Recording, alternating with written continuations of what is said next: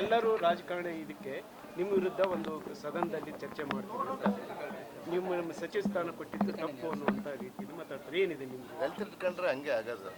BJP ಪಕ್ಷದವ್ರಿಗೆ ಒಬ್ಬ ಹಿಂದುಳಿದವರು, ದಲಿತರು, ಅಲ್ಪಸಂಖ್ಯಾತರು ಅಂದರೆ ಇದೇ ರೀತಿಯಾಗಿ ಬರುವಂಥದ್ದು ಅವರು ರೂಢಿ. ಒಬ್ಬ ದಲಿತರನ್ನ ತುಳಿಬೇಕು, ಒಬ್ಬ ದಲಿತರನ್ನ ಯಾವುದೇ ಕಾರಣಕ್ಕೂ ಮೇಲೆ ಕೇಳಿಸಬಾರ್ದು ಅನ್ನೋಂಥ ದೃಷ್ಟಿ ಇಟ್ಕೊಂಡಿದ್ದಾರೆ. ಈಗಾಗಲೇ ಕೂಡ ಅವರೆಲ್ಲ ಕೂಡ ಹೋರಾಟ ಮಾಡ್ತಾರೆ. ಅದಕ್ಕೆ ನಾವು ದಿಟ್ಟ ಉತ್ತರವನ್ನು ಕೊಡ್ಲಿಕ್ಕೆ ಸದನದಲ್ಲಿ ನಾವು ಉತ್ತರ ಕೊಡ್ತೀವಿ.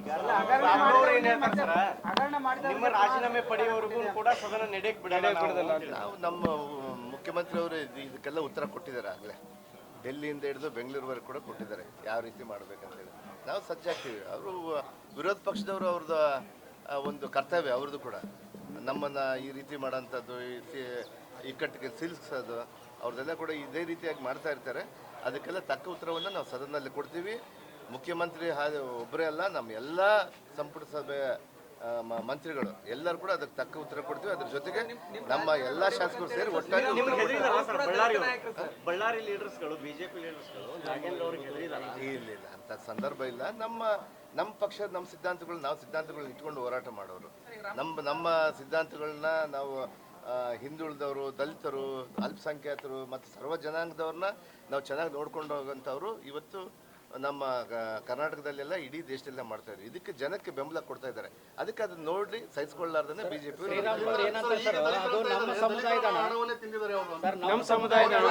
ನೋಡ್ರಿ ಈಗಾಗಲೇ ಕೂಡ ಅದರಲ್ಲಿ ಎಷ್ಟು ಹಣ ಹೋಗುತ್ತೋ ಅಷ್ಟು ಹಣ ವಾಪಸ್ ತಂದಿದ್ದೀವಿ. ಅವತ್ತು ನಾನು ಮಂತ್ರಿಯಾಗಿದ್ದಾಗ ಕೂಡ ಅದು ಯಾವ ರೀತಿ ಪೋಲ್ ಆಗಿದೆ ಅಂತೇಳಿ ಇಡೀ ಪ್ರಪಂಚಕ್ಕೆ ಗೊತ್ತಾಗಿದೆ. ಅದರ ಜೊತೆಗೆ ಇವತ್ತು ಪ್ರಕರಣ ಎಲ್ಲ ನ್ಯಾಯಾಲಯದಲ್ಲಿದೆ. ನಾನು ಅಲ್ಲಿ ಹೋಗಿ ಹೋರಾಟ ಬರ್ತೀನಿ. ನಾನು ಬರೀ ನನ್ನ ಮೇಲೆ ಜಸ್ಟ್ ಅಪಾದನೆ ಹಾಕಿದ್ದಾರೆ ಅವರು.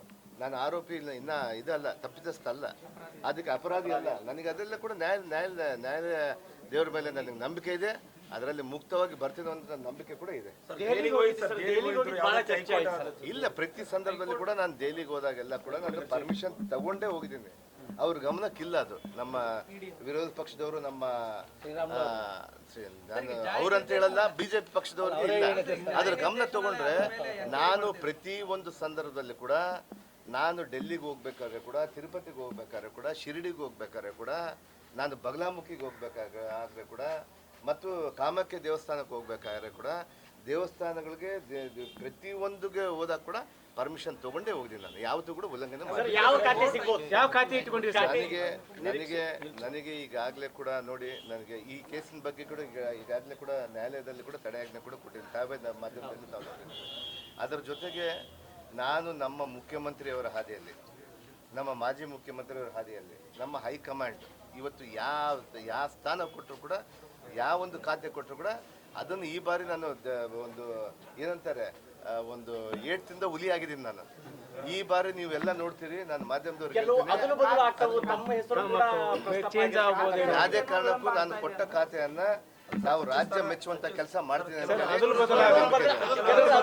ಅದು ಗೊತ್ತಿಲ್ಲ ನನಗೆಲ್ಲ, ಅದೆಲ್ಲ ಗೊತ್ತಿಲ್ಲ ರೀ. ಅದ್ರ ಬಗ್ಗೆ ನಾವು ಅದು ಊಹಾಪೋಹಗಳು ಇರ್ಬೋದು. ನಮ್ಮ ಹೈಕಮಾಂಡ್ ನಮ್ಮ ದೃಷ್ಟಿಯಲ್ಲಿ ಈಗಾಗಲೇ ಕೂಡ ನಮ್ಮ ಹೈಕಮಾಂಡ್ ನಿರ್ಧಾರದಲ್ಲಿ ಕ್ಯಾಬಿನೆಟ್ ಅನ್ನು ಎದಕ್ಕೆ ಈ ಸಲುವಾಗಿ ಈ ರೀತಿಯಾಗಿ ಮಾಡ್ಬೇಕನ್ನೋದನ್ನೆಲ್ಲ ಕೂಡ ಈಗ